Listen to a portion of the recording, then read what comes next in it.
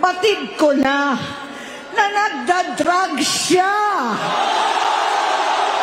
At ng pamilya, nalaman ng pamilya, seryoso ito. Minsan, kami ng Presidential Guard at Metro Gompa ang naglilinis tuwing nagpa-party po sila.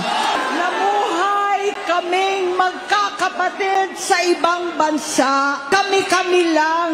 Kinumbinsi ko pa si Bongbong. Pakasalan mo na si Lisa. Naisip ko noon, kapag nag-asawa siya, malalagay na sa tahimik at magkakaroon ng direksyon. Ang laki ng pagkakamali ko. Mas lumala ang kanyang pagkalulong sa droga. Parehas pala silang mag-asawa.